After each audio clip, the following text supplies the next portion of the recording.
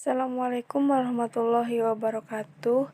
Kami dari kelompok 5, Insinyur Haji Juanda, yang akan membahas materi tentang sejarah sistem moneter internasional. Assalamualaikum warahmatullahi wabarakatuh. Saya Ratu Kamarani Susulinggana, NIM 19050217. Saya pemateri pertama akan menjelaskan pengertian sistem moneter internasional. Dalam ekonomi internasional dikenal suatu sistem yang memungkinkan suatu negara dapat saling berhubungan satu dengan yang lain. Sistem moneter internasional menunjukkan seperangkat kebijakan, institusi, praktik, peraturan, dan mekanisme yang menentukan tingkat di mana suatu mata uang ditukarkan dengan mata uang yang lain. Sistem keuangan internasional dari sejarahnya telah mengalami begitu banyak perkembangan dan transformasi dari masa ke masa. Perkembangan ini disebabkan oleh adanya perubahan ekonomi dan politik domestik serta internasional pada masing-masing masa. Para ahli beranggapan bahwa uang dan sistem moneter internasional merupakan unsur yang bersifat netral baik ekonomis atau politis. Namun, anggapan ini tidak terbukti dalam ekonomi modern. Norma dan konvensi yang mengatur sistem moneter internasional dengan ini mempunyai efek distributif yang penting bagi power suatu negara dan kesejahteraan dalam kehidupan negara tersebut.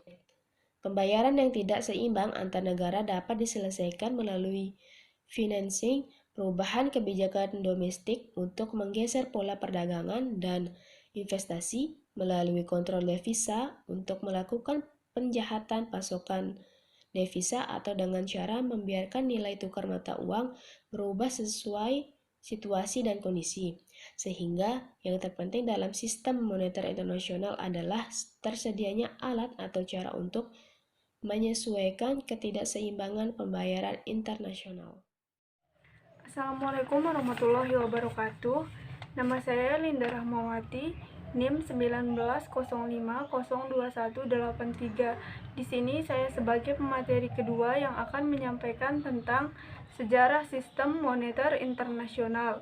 Moneter internasional dan sistem finansial memainkan peran sentral dalam ekonomi politik global semenjak akhir abad 19.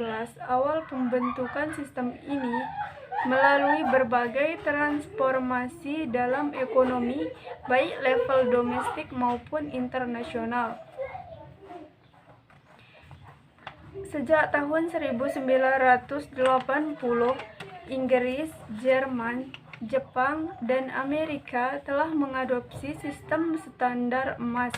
Dengan berlakunya standar emas, maka nilai dari setiap mata uang dalam satuan mata uang lainnya dapat ditentukan secara mudah sehingga dapat mengkatalisasi perdagangan internasional.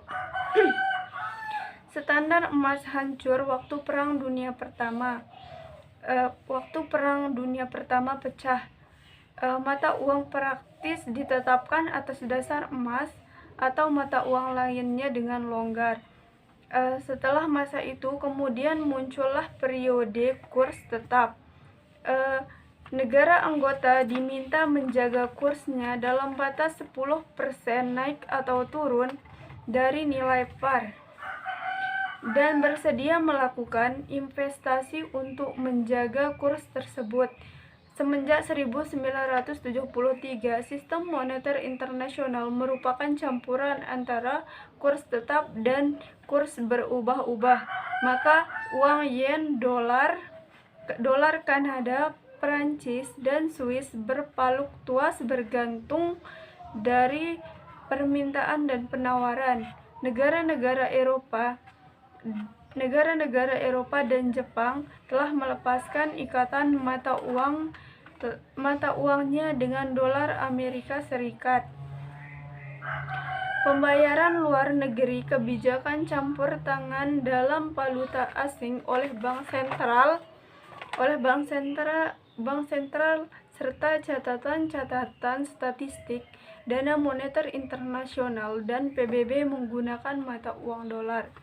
Sekian, Assalamualaikum warahmatullahi Nama saya wabarakatuh. Mbak Emma Yudiarti. Di sini saya sebagai pemateri ketiga akan menyampaikan materi yang saya dapat mengenai sistem penetapan kurs mata uang. Mekanisme penentuan kurs bisa dikategorikan menjadi beberapa kelompok. Yang pertama, free float, mengambang bebas. Berdasarkan sistem ini, kurs mata uang dibiarkan mengambang bebas tergantung kekuatan pasar. Beberapa faktor yang mempengaruhi kurs misal inflasi pertumbuhan ekonomi. Inflasi akan digunakan oleh pasar dalam mengevaluasi kurs mata uang negara yang bersangkutan. Kedua, float yang dikelola atau managed float. Sistem mengambang bebas mempunyai kerugian karena ketidakpastian kurs cukup tinggi. Sistem float yang dikelola yang sering disebut juga sebagai dirty float dilakukan melalui campur tangan bank sentral yang cukup aktif. Yang ketiga, menunda curve atau leaning against the winds. Melalui cara ini, bank sentral melakukan intervensi dengan tujuan mencegah atau mengurangi fluktuasi jangka pendek yang cukup tajam yang diakibatkan oleh kejadian yang sifatnya sementara. 4. Curve tetap secara tidak resmi. Melalui cara ini, bank sentral melawan kekuatan pasar dengan menetapkan secara resmi kurs mata uangnya. Yang kelima, perjanjian zona target tertentu. Melalui perjanjian ini, beberapa negara sepakat untuk menentukan kurs mata uangnya secara bersama dalam wilayah kurs tertentu. Yang keenam, dikaitkan dengan mata uang lain. Sekitar 62 negara dari 162 negara anggota IMF mengaitkan nilai mata uangnya terhadap mata uang yang lainnya. Yang terakhir, dikaitkan dengan indikator tertentu. 2 negara, Chili dan Nicaragua, mengkaitkan mata uangnya terhadap indikator tertentu seperti kurs real efektif yang telah memasukkan inflasi terhadap partner dagang mereka yang paling penting. Assalamualaikum warahmatullahi wabarakatuh. Nama saya Pipit Triatul Hasanah, NIM 190502173. Saya akan menjelaskan cara melakukan transaksi internasional. Yang pertama, pembayaran dengan surat wesel. Pembayaran dengan surat wesel dagang atau commercial draft atau trade bill.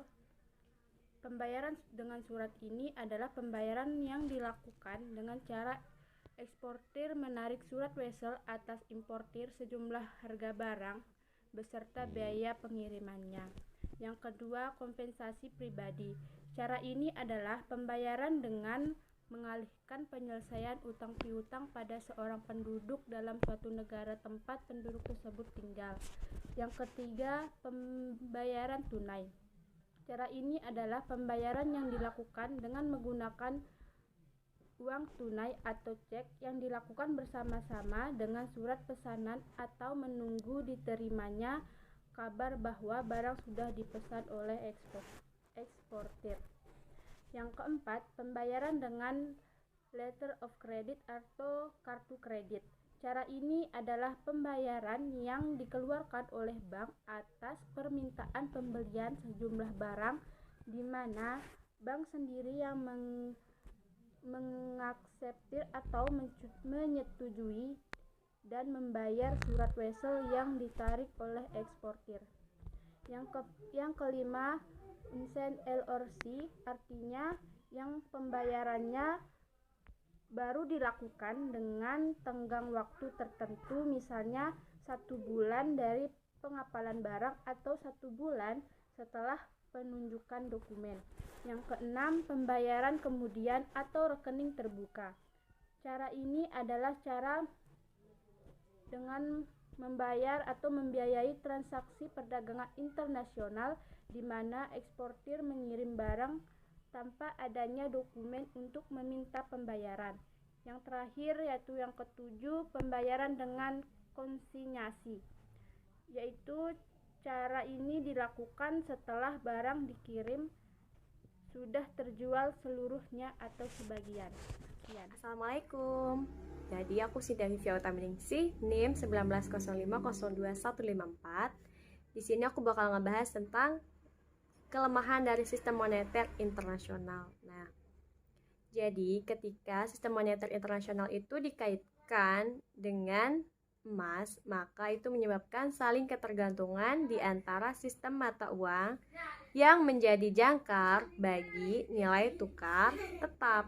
Nah, apabila satu negara memiliki neraca perdagangan surplus, maka negara lain memiliki neraca perdagangan yang defisit. Jika suatu negara itu bergerak menuju surplus ataupun defisit, itu secara otomatis mempengaruhi setiap negara. Nah, jadi itu berpengaruh terhadap negara-negara yang lain juga. Jadi, setiap negara itu nggak bisa untuk menentukan nilai tukarnya masing-masing. Itu sudah ditentukan, disepakati oleh seluruh negara di dunia. Itu yang menyebabkan kita sering menemukan nilai tukar yang berbeda-beda di setiap negaranya. Mungkin hanya ini yang dapat saya sampaikan. Kurang dan lebihnya saya mohon maaf. Wabillahi taufiq wal hidayah. Wassalamualaikum warahmatullahi wabarakatuh.